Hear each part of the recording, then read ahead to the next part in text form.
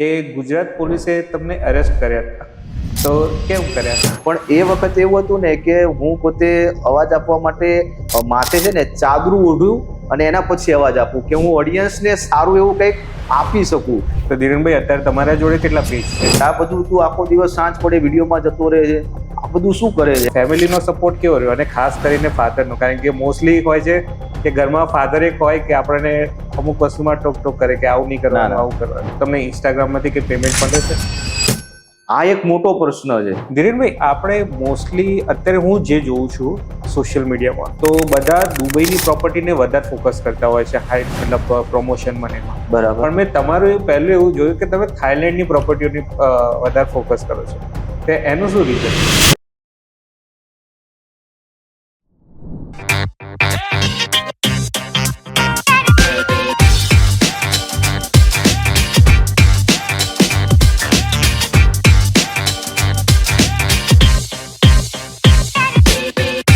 નમસ્કાર મિત્રો, આજે આપણા સાથે એક એવા વ્યક્તિ છે કે જેમને ફૂડ ડોમેનને આખું હલાવીને રાખી દીધું છે. 3.5 લાખ પ્લસ ફોલોઅર્સ સાથે એમને આખા ફૂડ ડોમેનમાં કબજો કરીને રાખ્યો છે. વધુ વાત નહીં કરું, પણ એમને તમને મળાવીશ. ધીરેનભાઈ, વેલકમ. ધીરેનભાઈ, ટોક્સની શરૂઆત, આપણે પ્રોગ્રામની શરૂઆત કરીએ એના પહેલા મારે ખાલી તમારી જર્ની કેવી રીતના સ્ટાર્ટ થઈ એના વિશે તમે થોડું મને શેર કરો.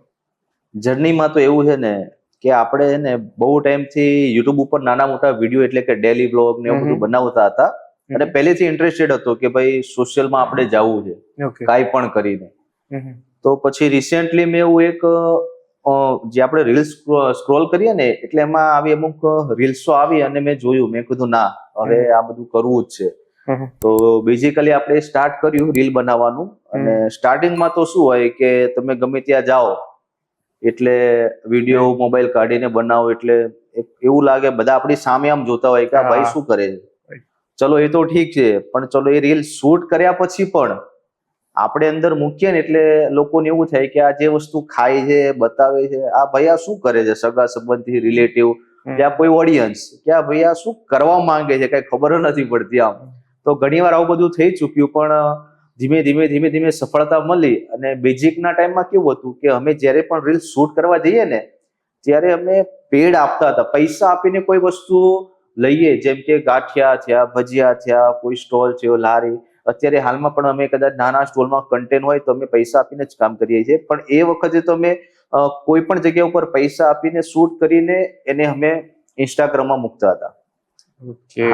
અને એ વખતે તો પાછા માઇક પણ નહીં, તો અમુક વાર તો એવો પણ સમય હતો કે અત્યારે તો બધી ફેસિલિટી તમે જોઈ શકો છો, આપણે રોડના માઇક છે, હોલીલેન્ડના માઇક છે, સારા માઇક આવી ગયા. પણ એ વખતે એવું હતું ને કે હું પોતે અવાજ આપવા માટે માથે છે ને ચાદરું ઓઢું અને એના પછી અવાજ આપું કે હું ઓડિયન્સને સારું એવું કંઈક આપી શકું, પબ્લિકને કંઈક સારો એવો અવાજ આપી શકું. કેમ કે જે મેન છે એ આપણો અવાજ જ છે.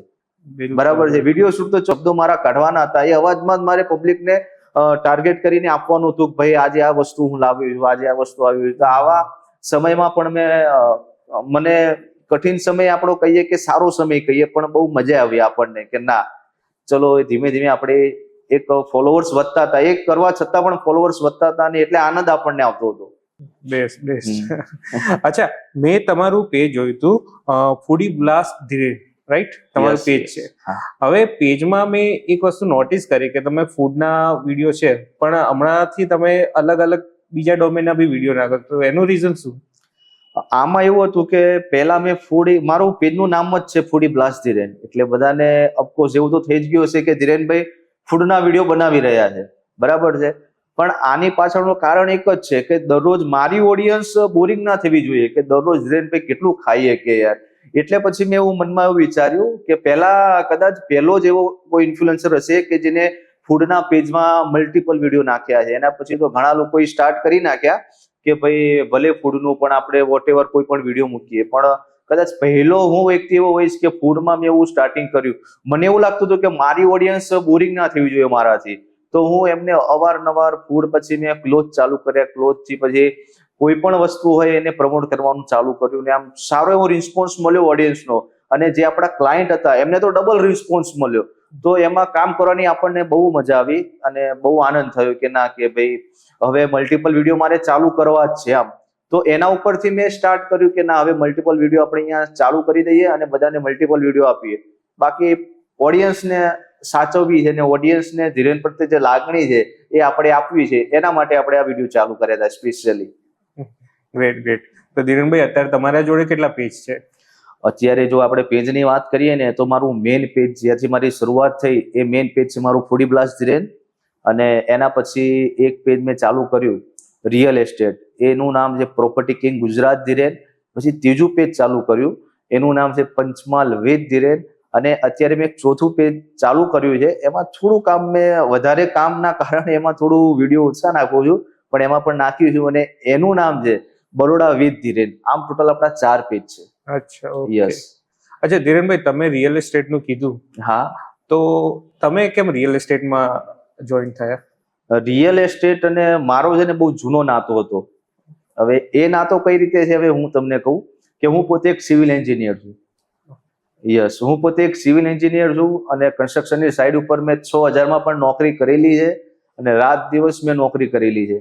કદાચ ભરાઈ હોય ને તો રાત્રે મેં મોડા પણ આવતા અને પહેલેથી આપણને રિયલ એસ્ટેટમાં બહુ ઇન્ટરેસ્ટ છે એટલે જ મેં સિવિલ લાઈન પસંદ કરી હતી. અને બીજી વસ્તુ, સિવિલ એન્જિનિયર અમે 10મું પાસ કર્યું ને ત્યારે અમારે સિવિલ એન્જિનિયર ડિપ્લોમામાં મેં એડમિશન લીધું. તો એ પણ મને એટલી ખબર પડે કે સિવિલ લાઈનમાં કન્સ્ટ્રક્શનનું કામ કરવાનું છે. પણ મારા નાના ખરીને એ હંમેશા એવું કહેતા કે અત્યારે એટલા બધા પ્રોજેક્ટો, એટલી બધી સાઈડો ચાલે છે ને કે ધીરેન 3 વર્ષમાં પાસ કરીને આવશે ને તો એને રોડ ઉપર નોકરી મળશે, કે રોડ ઉપર દરેકો સાઈડ ચાલતી હશે ને એ ગમે ત્યાં જશે ને તો એ આરામથી 5, 7, 10 હજાર રૂપિયા આરામથી કમાશે. મારા નાના મને એવું કહેતા હતા અને મારી નાનાની પસંદગી હતી કે ધીરેનને સિવિલ એન્જિનિયર બનાવો. અને એના ઉપરથી પછી અંદર ગયા પછી તો મને અંદરથી એવું થઈ જ ગયું કે ના કે હવે સિવિલ એન્જિનિયર બનવું જ છે. બરાબર છે. એના પછી મેં મારા ગવર્મેન્ટના પણ કામ કર્યા છે, પ્રાઇવેટમાં પણ કામ કર્યું છે. અને એના પછી મેં એવું વિચાર્યું કે હવે કોરોના આવી ગયું. કોરોનામાં મારું ગવર્મેન્ટ ટેન્ડર એક લાગ્યું હતું પણ પછી બહુ બધા ભાવ વધી ગયા, સિમેન્ટના, કપચીના, મટીરિયલના ભાવ હાઈ રેટ થોડા અપ થઈ ગયા કોરોનાના કારણે. પછી એ કામ હું ન કરી શક્યો. પછી એના પછી હું મારા ફાધરના બિઝનેસમાં આવ્યો, ટેક્સટાઇલમાં. તો ટેક્સટાઇલની સાથે સાથે મને એવું થયું કે હવે કંઈક બીજું પણ કરવું છે. મને સોશિયલી તો પહેલેથી આઈ લવ સોશિયલી હું કહી શકું. તો એના કારણે હું પહેલેથી અંદર ને અંદર કામ કંઈક ને કંઈક કરવાના સિસ્ટમમાં મેં 1-2 વિડીયો બનાવ્યા, 2 બનાવ્યા, 3 બનાવ્યા, 4 બનાવ્યા. આમ ફૂડવાળું પેજ ચાલુ થઈ ગયું. પણ આપણો ટાર્ગેટ તો હતો કે ના ધીરેનભાઈ, રિયલ એસ્ટેટ તો તમારા બ્લડમાં આવી ગયું છે યાર, એ લાઈન તમે ના છોડી શકો. તો પછી મેં રિયલ એસ્ટેટનું પણ પેજ ચાલુ કર્યું અને પબ્લિકનો બહુ બધો સપોર્ટ, બહુ એટલે જબરજસ્ત સપોર્ટ મળ્યો. એમાં પણ 179 કે ફોલોવર છે મારા. તો એમાં પણ સારો એવો સપોર્ટ મળ્યો અને બહુ સારા એવા વિડીયો બનાવ્યા, લેન્ડના બનાવ્યા, રિસેલ પ્રોપર્ટી, ન્યૂ પ્રોપર્ટી. બહુ મજા આવી. અને રિયલ એસ્ટેટ ઓલવેઝ આપણા બ્લડમાં રહેશે જ, કેમ કે હું એને પણ બહુ દિલથી ચાહું છું. રિયલ એસ્ટેટનો બિઝનેસ મને બહુ દિલથી ગમે છે. અને બિઝનેસમાં ધીરેનભાઈ વ્લોગિંગ લાઈન જેટલી ગમે છે ને એટલું ધીરેનને બિઝનેસ ગમે છે અને એમાં પણ રિયલ એસ્ટેટ ગમે છે. એટલે આવી રીતે આપણે પ્રોપર્ટી વાળા પેજમાં આવ્યા અને એનો ગ્રોથ કર્યો. Okay, so kind of dreams come true એવું છે. યસ. આમાં પણ ઘણા એવા ડ્રીમ છે પ્રોપર્ટીના પેજમાં પણ. એ ડ્રીમ તો કમ્પ્લીટ થઈ જ રહ્યા છે અને થશે, કેમ કે બધા ફોલોવર્સના બહુ બધા આપણી જોડે આશીર્વાદ છે. તમારા કહીએ, મા બાપના કહીએ, આપણા દેવી દેવતાના કહીએ, બધાના આશીર્વાદ છે. અને આશીર્વાદ થકી ચાલો તો મારું માનવું એવું છે કે તમે જિંદગીમાં ક્યારે પાછા ના પડો. અને આપણા સપના સાકાર કરવામાં એમનો જ બહુ મોટો ફાળો છે. બસ ખાલી ધીરેન તો મહેનત કરશે, પણ જે દુઆ છે ને અંદરથી પ્રાર્થના એમની છે એ મારી સાથે છે, તો 100% પૂરા થશે. ના, ડેફિનેટલી. ધીરેનભાઈ, તમે હમણાં કીધું ફેમિલીનો સપોર્ટ, તો એના પર એક પૂછવું હતું કે આ જે જર્ની છે તમારી ઇન્ફ્લુએન્સરની, એમાં ફેમિલીનો સપોર્ટ કેવો રહ્યો અને ખાસ કરીને ફાધરનો? કારણ કે મોસ્ટલી હોય છે કે ઘરમાં ફાધર એક હોય કે આપણને અમુક વસ્તુમાં ટોક કરે કે આવું નહીં કરવાનું, આવું કરવાનું. તેમાં કેવું રહ્યું તમારે? ફેમિલીમાં એવું છે ને કે ફાધરનો સપોર્ટ, ફાધરને જો કે જ્યારે બેઝિક મેં ચાલુ કર્યું ને ત્યારે તો કદાચ ફાધર ઇન્સ્ટાગ્રામ પણ નતા યુઝ કરતા. ઇન્સ્ટાગ્રામ, ફેસબુક નતા યુઝ કરતા. એટલે હું કંઈક આવું કામ, એમના કામમાંથી ડિલે થવું ને એટલે સમજો કે ધીરેનભાઈ આજે ગયા. એમનું કામ કે તું પેલા આપણું ઓફિસનું કામ છે કે માલ ક્યાં પહોંચાડવાનું, ડિલિવરી છે, કોઈ ઈ-વે બિલ કાઢવાનું છે, શું છે, તો તારું કામ કમ્પ્લીટ કર, કે આ બધું તું આખો દિવસ સાંજ પડે વિડીયોમાં જતો રહે છે, આ બધું શું કરે છે આમ. પછી ધીમે ધીમે એમને ખબર પડી ને ધીમે ધીમે હું પોતે પૈસા આપતો થયો. અને એમના કોઈ મિત્ર હોય કે કોઈ સગા સંબંધી હોય એ પણ કહેતા થયા કે ધીરેન તો બહુ સારા વિડીયો બનાવે છે, ધીરેન તો બહુ સારું કામ કરી રહ્યો છે.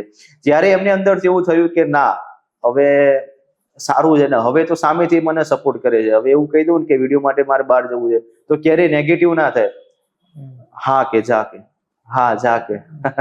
એટલે નથી કહેતા કે ઘરવાળા તમને સપોર્ટ કરશે, આ દરેક માટે છે. કોઈ પણ નવું કદાચ કોઈ ચાલુ કરતું હોય ને તો ઘરવાળા, ફેમિલી વાળા બધા પહેલા સ્ટાર્ટિંગમાં નેગેટિવ જ હોય છે, પણ એમને પોઝિટિવ કેવી રીતે કરવા એ તમારી જોડે છે. તમે તમારું કામ આપશો ને તો ઘરવાળા બધા હેપીનેસ ફીલ કરશે કે ના, છોકરો કંઈક સારું કામ કરી રહ્યો છે. તો આજે મારા ફાધર પણ પ્રાઉડ ફીલ કરી રહ્યા હશે મારી ઉપર, એવું આપણને લાગે. આપણને ક્યાં નહીં, પણ આપણને ખબર પડી જાય કે ના, આપણા ફાધર આપણી ઉપર પ્રાઉડ ફીલ કરી રહ્યા હશે આજે. અને બસ આવું જેમ હું કરી રહ્યો છું એમ જ બધા કરે તો વધારે સારું છે અને સારું કામ છે. માતા પિતા પ્રાઉડ ફીલ કરે એનાથી મોટો ખુશી તો આપણને શું હોય યાર. ઓબ્વિયસલી. હા, બસ એ ખુશ તો આપણે ખુશ, આપણે એવું વિચારતા હોઈએ છીએ. રાઈટ. હા, રાઈટ. તો તમને આ જે તમે બ્લોગિંગ કરો છો ઇન્સ્ટાગ્રામ અને તો તમને ઇન્સ્ટાગ્રામમાંથી કઈ પેમેન્ટ મળે છે? આ એક મોટો પ્રશ્ન છે કે બધાને એવું છે કે ઇન્સ્ટાગ્રામમાંથી પેમેન્ટ મળે છે, પેમેન્ટ કઈ રીતે આવે છે. આ બધી વસ્તુ છે ને, આમ જો કે લોકોએ નેટ ઉપર ને બધાએ સર્ચ માર્યું હોય છે, પણ રિયાલિટી હું કહું છું કે ઇન્સ્ટાગ્રામ છે ને પેમેન્ટ નથી આપતું. એમાં પણ અમે જે એડ કરીએ છીએ ને ત્યાંથી અમને એપ્રોચ કરે છે કે ધીરેનભાઈ તમે અમારા ત્યાં આવો, અમને રીલ બનાવી જાઓ, અમારા બિઝનેસને પ્રમોટ કરો, અમને ત્યાંથી જ પેમેન્ટ મળે છે. અને બીજી વસ્તુ કે ઇન્સ્ટાગ્રામમાંથી પેમેન્ટ આવતું હશે એ બીજી રીતે આવે છે, પણ જે મારી રીતે જે કામ કરે છે ઇન્ફ્લુએન્સરની રીતે, એમને પેમેન્ટ કોઈ આવતું નથી. તો અમને કોઈ પેમેન્ટ નથી આવતું, અમને એપ્રોચ કરતા હોય છે અને ત્યાંથી જ પેમેન્ટ આવે છે. અચ્છા, મેં તમારા ઇન્સ્ટાગ્રામના પેજમાં જોયું હતું કે તમે ઘણી બધી ઇન્ટરનેશનલ ટ્રીપ્સ કરી છે. તો તમે અત્યાર સુધી કેટલી ઇન્ટરનેશનલ ટ્રીપ્સ કવર કરી છે? બરાબર. ઇન્ટરનેશનલ ટ્રીપ જો ને, હું એક વર્ષમાં 3 થી 4 વાર બેંકોક પતાયા જઈને આવ્યો છું અને એક વાર શ્રીલંકા જઈને આવ્યો છું. બેંકોક પતાયા હું MNP હોલિડે કંપની દ્વારા ગયો હતો અને શ્રીલંકા જે ગાંધીનગરની કંપની છે ટ્રીપ સીટ ગો, એમનું પણ બહુ સારું કામ છે. એ મને માર્કેટિંગ માટે, બેઉ કંપની મને માર્કેટિંગ માટે લઈ ગયા હતા ત્યાં. એટલે મજા આવી. કામની સાથે તમને આવી ટ્રીપો મળતી રહે, તમે કંઈક દુનિયામાં કંઈક નવું જાણતા રહો તો તમને સોનામાં સુગંધ ભળી જાય ને, આવું કામ છે. એટલે અંદરથી તમને બધા ઇન્ફ્લુએન્સરને એવું થતું હશે કે બહારનું કોઈ કામ આવે, આમ છે, પણ રિયલીમાં બહારની દુનિયા જાણવી બહુ મજા આવે છે. આ ઇન્ડિયા છોડો, ઇન્ડિયા પછી બીજા દેશમાં શું ચાલી રહ્યું છે, કઈ રીતનું છે, ત્યાંનું ફૂડ છે, એક્સપ્લોર કરો, કંઈક નવી આપણને નવું કંઈક સારું કન્ટેન્ટ મળે, બહુ મજા આવે સાહેબ ફરવાની. અને આપણે આના માધ્યમથી જ મારી પહેલી ઇન્ટરનેશનલ ટ્રીપ આપણે કહીએ ને સોશિયલ મીડિયા એટલે કે ઇન્સ્ટાગ્રામ દ્વારા જ મારા લાઈફની પહેલી ઇન્ટરનેશનલ ટ્રીપ જે કહેવાય ને બેંકોક પતાયા હતી. અને MNP હોલિડે મને લઈ ગયા હતા. એમને પણ નવો બિઝનેસ ચાલુ કર્યો હતો અને મારા ખાસ મિત્ર છે નિકેશભાઈ, મૌલિકભાઈ. અને પછી એમને મને કીધું કે ધીરેનભાઈ મારે રીલ બનાવવી છે. મેં કોઈ પણ ચાર્જ એમની જોડે નતો લીધો અને મને પણ એવું નતું કે આટલો બધો ગ્રોથ થશે. એમની જે પણ રીલ મૂકું બધી મિલિયનમાં, જે પણ રીલ જે મૂકું બધી મિલિયનમાં જ જાય. તો એમને પણ બહુ સારું એવું સેટ થઈ ગયું અને એમની જ્યારે પણ મારે જવું હોય ને ત્યારે મને કે ધીરેનભાઈ ચાલુ. ગ્રેટ. એ રીતનું છે. ધીરેનભાઈ, આપણે મોસ્ટલી અત્યારે હું જે જોઉં છું સોશિયલ મીડિયામાં, તો બધા દુબઈની પ્રોપર્ટીને વધારે ફોકસ કરતા હોય છે, મતલબ પ્રમોશન મને એમાં. બરાબર. પણ મેં તમારું પહેલું એવું જોયું કે તમે થાઈલેન્ડની પ્રોપર્ટીઓની વધારે ફોકસ કરો છો. એનું શું રીઝન છે? આમાં એવું છે ને કે હું ઇન્સ્ટાગ્રામમાં આવ્યો ને એના પછી દુબઈ પણ એક સપનું હતું અને આ બધું મારા માટે સપનું જ હતું. પણ મને બેંકોક પતાવીનો પહેલો ચાન્સ મળ્યો. તો પહેલો ચાન્સ મને બેંકોક પતાવીનો મળ્યો MNP હોલિડે દ્વારા અને હું ત્યાં ગયો. તો મને ત્યાં એવું લાગ્યું કે ઇન્ડિયન ક્રાઉડ ત્યાં એટલો બધો છે ને કે ના પૂછો વાત. જ્યાં જુઓ ત્યાં ઇન્ડિયન રેસ્ટોરન્ટ, ઇન્ડિયન સ્પા કો, ઇન્ડિયન ક્લબ કયો, ઇન્ડિયન કોન્ડો કયો, દરેક વસ્તુ ઇન્ડિયન બહુ જ છે. આમ ત્યાં તમે જાઓ ને એટલે આપણને એવું ફીલ ના થાય કે આપણે બીજા દેશમાં આવ્યા છે. ઉપરથી બધા આપણને કેવું એવું જ કે કેમ છો ધીરેનભાઈ, મજામાં, કેમ છો. એટલે ત્યાં ગયા પછી મને એવું થયું કે અહીંયા એટલા બધા ઇન્ડિયન બિઝનેસ કરી રહ્યા છે તો હું પણ અહીંયા કંઈક બિઝનેસ કરું. હું પણ એવું વિચારતો હતો કે હું પણ અહીંયા કંઈક બિઝનેસ કરું. એટલે પછી મારા એક બે મિત્ર હતા, ત્યાં જે બ્રોકરેજનું કામ કરતા હોય ને ત્યાં મને મલાવ્યા અને એમને પણ મને બહુ સપોર્ટ કર્યો અને અમે બે પાર્ટનરમાં પછી જોઈન્ટ થઈ ગયા. પછી ત્યાંની પ્રોપર્ટી મેં મૂકવાનું ચાલુ કર્યું. ત્યાં જે હોટલ હોય ને, રનિંગ હોટલ, જેમ કે 170 રૂમની હોટલ હોય, 120 રૂમની હોટલ હોય, કેમ કે અહીંયાથી ટુરિસ્ટ જાય નોર્મલી, બરાબર છે, એટલે ત્યાં મોસ્ટલી એમને સ્ટે માટેની હોટલ છે, વિલા છે. તો આવું બધું હું શૂટ કરીને મૂકવા લાગ્યો. અને કદાચ કોઈ ઇન્ડિયામાં કદાચ આપણે ગુજરાતની વાત કરીએ, ચલો ને, ગુજરાતમાં તો કોઈ બેંકોક પચાવીની પ્રોપર્ટી મૂકતું જ નતું. એટલે મેં પછી સ્ટાર્ટ કર્યું કે ના, હું અહીંયાની પ્રોપર્ટી શૂટ કરું. અને મને એમાં પણ બહુ સારો એવો રિસ્પોન્સ મળ્યો.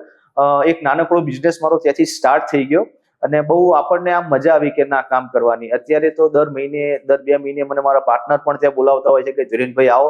પણ સમય એવો છે કે અહીંયા ત્યાં જવું તો અહીંયાનું કામ રહી જાય અને ત્યાં જવું તો એટલે મેનેજ કરીએ છીએ, એટલે અવારનવાર જવાનું પણ થાય છે. અને હું તો સાચી વાત કહું, બહુ સારું છે. તમે પતાયામાં ઇન્વેસ્ટ કરો ને, રિયલીમાં બહુ સારું છે. ત્યાં ઇન્ડિયન ક્રાઉડ એટલો બધો છે કે ના પૂછો વાત. પણ હા, ક્યારે તમારું ધ્યાન ઓનલી ફોર બિઝનેસમાં ફોકસ હશે ને ત્યારે. બાકી ROI પણ સારો છે અને બધું જ સારું છે.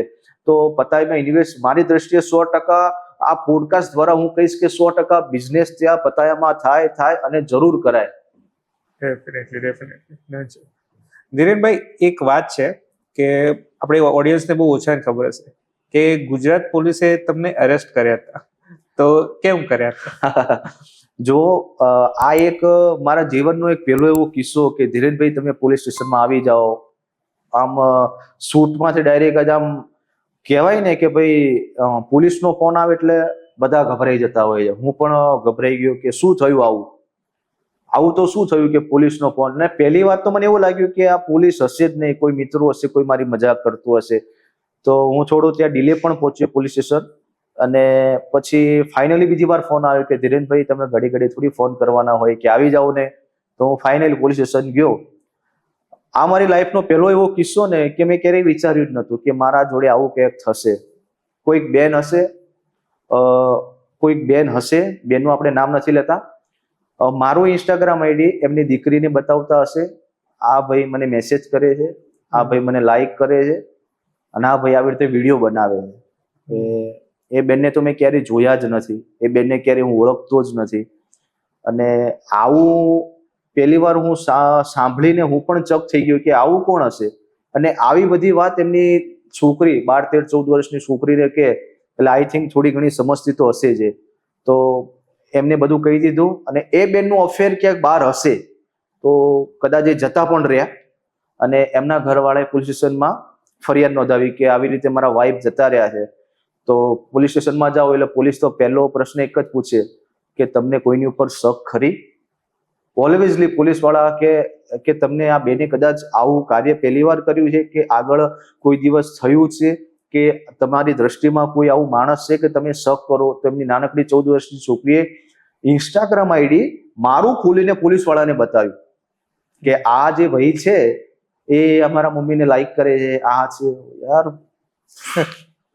શું કેવું, પોલીસવાળા આવું આપણને કે એટલે મારા તો આમ જે કહેવાય ને કે પરસ્યુ આવી ગયો. યાર શું થયું કે મારી જોડે આમ. એટલે હું પણ વિચારું અને હું ત્યાં ગયો તો પોલીસવાળાએ મારો મોબાઈલ લીધો, એમને ચેક કર્યો, એમની ફરજ છે. મોબાઈલથી લઈને ટોટલી વસ્તુ આપણે ચેક પણ કરાવી કે ના, હું સામેથી કહું કે ચેક કરી લો.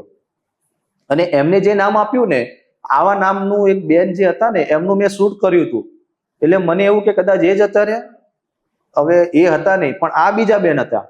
તો પછી હું ત્યાં ગયો ને તો મારું મોબાઈલ ને બધું ચેક કર્યું અને બેંકોક પતાયાના વિડીયો જોયા સ્ટાફે એમના. તો એમને એવું લાગ્યું કે આ ભાઈ તો બેંકોક પતાયા વાળા છે. કે હવે એમને ખબર નહીં, બેંકોક પતાયા ટુરિસ્ટ સિટી પણ છે અને બે રીતે એ સિટી વખણાય છે, બરાબર. અને મારું તો વર્ક છે એટલે હું તો અવારનવાર ત્યાં જતો જઉં છું. પછી મને બેસાડીને મારું મોબાઈલ બધું ચેક કર્યું, ચેટ મારી ચેક કરી. પછી મને કીધું કે ધીરેનભાઈ જો તમારો આમાં કઈ ફાળો હોય તો શોર્ટ મને કહી દો, પાછળથી કઈ આવશે તો તમે ફસાઈ જશો. પણ આપણે તો ગુનેગાર હતા જ નહીં અને ભગવાન કરે આ વસ્તુ ક્યારેય આપણી જોડે આવે જ નહીં, કેમ કે મારી લાઈન આખી અલગ છે. એટલે હું આમાં ક્યારેય ઇન્ટરફિયર થતો જ નથી જુઓ. તો પછી મેડમે મેં કીધું મેડમ શ્યોરલી જુઓ આવી ભૂલ મારાથી ક્યારેય થાય જ નહીં. કદાચ હું રિપ્લાયમાં અને ઇન્સ્ટાગ્રામમાં સાહેબ સાચી વાત કહું, લેડીઝોના ફોન વધારે આવે છે. કેમ કે ઘરમાં લેડીઝો ફ્રી હોય છે, બપોર પછી કામ પૂરું થાય એટલે ફ્રી હોય, એટલે મેસેજ ને બધું જોતા હોય રીલમાં, તો કોઈકનો ફોન આવી પણ જાય. રિયલ એસ્ટેટમાં પણ એવું થાય કે લેડીઝોના ફોન જાજા આવતા હોય છે. તો એનો મતલબ એવું થોડી હોય, મારે તો ઘણા લેડીઝોના ફોન આવે છે. તો પછી સાહેબને મેં વાત કરી કે તમે તમારે બેફિકર રહો, જ્યારે પણ એવું તમને લાગે તમે ક્રાઇમમાં જઈને મારી ઇન્સ્ટાગ્રામથી લઈને ટોટલી માહિતી ઓપન કરો અને તમને લાગે તો હું પોતે તમારા સામે હાજર થઈ જઈશ. પછી બીજી વાત એ થઈ કે સર મેં આ વસ્તુ તમે મને કીધી, પણ એમની છોકરીને તો બોલાવો કે જે એવું કહે છે. તો છોકરી આવીને તો અમે બે ત્રણ મિત્રો ઉભા હતા, એમાં મારી સામે જ આંગળી કરી. તો મને તો ફરી પરસેવો છૂટી ગયો. મેં કીધું યાર આ શું થયું, મરી ગયા. મેં કીધું કે જો આ છોકરી પણ તમારી સામે આંગળી કરી છે ધીરેનભાઈ, હજુ વિચારી લો. મેં કીધું સાહેબ હું ગુનેગાર નથી, હું સાચું કહી રહ્યો છું. તમે જ્યારે પણ ચેક કરો ત્યારે પણ હું તમારી સાથે હાજર થઈ જઈશ. પછી ત્યાં પોલીસ વાળે જે રાઇટર હોય ને, મારો જે જવાબ હતો ને એ રાઇટ ડાઉન કર્યો, સહી સિગ્નેચર કરાઈ અને મને ત્યાંથી જવા દીધો. એટલે મારી લાઈફમાં આવો એક પહેલો કિસ્સો હશે પોલીસનો કે મેં ક્યારેય વિચાર્યું નતું અને મને તે હાજર કર્યો. એટલે આવું પણ ક્યારેક ક્યારેક થતું હોય છે લાઈફમાં. લાઈફ છે, અલગ અલગ એક્સપિરિયન્સ તો થવાના જ છે. પણ આપણે નથી કહેતા કે આપણી લાઈન સીધી હોય તો કોઈ ચિંતા નથી, બાકી બીજા કંઈક હોય તો લોચા પડી જાય આમાં. તો સાચી વાત છે. નીરવભાઈ લાસ્ટ ક્વેશ્ચન છે કે અત્યારે સોશિયલ મીડિયાનો જમાનો છે, બરાબર. નવા સ્ટુડન્ટ્સ, નવી જનરેશન સોશિયલ મીડિયામાં ઇન્ફ્લુએન્સર બનવા માંગે છે, તો એ જનરેશનને તમે શું એક મેસેજ આપવા માંગશો? જો ઇન્ફ્લુએન્સર આમાં તો શું કરોડો લોકોમાં હજારો કહીએ, હા કરોડો લોકોમાં હજારો લોકોના કિસ્મત કામ કરતા હોય છે. એમાં તમારું કિસ્મત કામ કરશે કે નહીં એ તમને પણ નથી ખબર. અમુક વાર સાચો કોઈ માણસ એવો હોય છે ને કે એની જોડે એટલું બધું નોલેજ હોય છે ને, અમારા કરતા પણ વધારે નોલેજ હોય છે, અમારા કરતા પણ સારી આવડત એની જોડે હોય છે મોબાઈલમાં શૂટ કરવાની, બરાબર છે, પણ એનું કિસ્મત સાથ નથી આપતું. તો એમને હું એ જ કહીશ કે તમે મહેનત ચાલુ રાખો, પણ મહેનતની સાથે તમે જે પણ બિઝનેસ કરી રહ્યા છો, નોકરી કરી રહ્યા છો, એ જરૂર અચૂક જોડે ચાલુ રાખો. કેમ કે ઇન્ફ્લુએન્સર બનવું ને એ કદાચ બધાનું પેશન હોય છે. બિઝનેસ તો પાછળથી થાય છે, પણ પહેલી વસ્તુ કે એમનો બિઝનેસ હોય છે. મારું પણ એક પેશન હતું, એના પછી બિઝનેસમાં કન્વર્ટ થયું, બરાબર છે. એટલે બિઝનેસને હંમેશા સાઈડમાં એટલે જોડે જ રાખવો જોઈએ, પણ સાથે સાથે તમારે નોકરી કે બિઝનેસ કરવું જોઈએ. અને સાથે પેશનની રીતે તમે તમારા ઇન્ફ્લુએન્સર ક્રિએટરને સાથે રહીને કામ કરશો તો 100% ભગવાન તમને એકવાર અચૂક મોકો આપે છે. મારું માનવું એવું છે કે ભગવાન તમને એકવાર અચૂક મોકો આપે છે, એ મોકાને તમે ક્લિક કરી લો ને એટલે સમજો તમે તમારી લાઈફમાં આગળ 100% આવો છો. પણ એ ભગવાન ક્યારે ક્લિક આપે છે, તમારે જ્યારે એક્સેપ્ટ કરવાનું એ બધું તમારી જોડે છે. ભગવાન ક્લિક આપીને જતા રહે તમે લેટ પડો તો એમાં ભગવાનનો વાંક નથી, તમારો વાંક નથી, તમારો જ વાંક કહેવાય, તમારો નહીં તમારો જ કહેવાય. એવું થતું હોય છે. પણ કરાય, આ લાઈન સારી છે. પણ મેં તમને કીધું ને કે તમારા બિઝનેસને અને તમારી જોબને છોડીને ના કરાય. નકર ઘરમાં મા બાપ છે, દીકરી છે, દીકરા છે, વાઈફ છે, બરાબર છે, આ બધાને તમારી ઉપર જ ડિપેન્ડ હોય છે. અને તમે જો તમારા પેશનને લઈને ચાલ કરશો તો એ શું ખાશે? તો ફેમિલી વાળાનું પણ વિચારવાનું અને પેશનનું પણ વિચારવાનું અને જોબનું બધાનું વિચારીને ચાલો, સફળતા એકવાર જરૂર હાસિલ થશે. ધીરનભાઈ, તમે જે શેર કર્યું એ અમારા માટે, ઓડિયન્સ માટે બહુ જ હેલ્પફુલ છે. તમે જે તમારી જર્ની શેર કરી, અને once again thank you so much. તમે અમારા ગુજુભાઈ ટોક શોમાં આવ્યા અને તમારો ઇમ્પોર્ટન્ટ ટાઈમ શેર કર્યો, પ્લસ તમારા ઇમ્પોર્ટન્ટ થોટ શેર કર્યા. મજા આવી મને પણ તમારી સાથે પોડકાસ્ટમાં, કે જે મારા મનની ઘણી બધી વાતો હતી એ આજે હું પહેલી વાર પોડકાસ્ટ, આ મારું પહેલું પોડકાસ્ટ, અને એમાં હું આ શેર કરી રહ્યો છું. તો બહુ મજા આવી. બાકી મળીએ કંઈક આગામી. ડેફિનેટલી.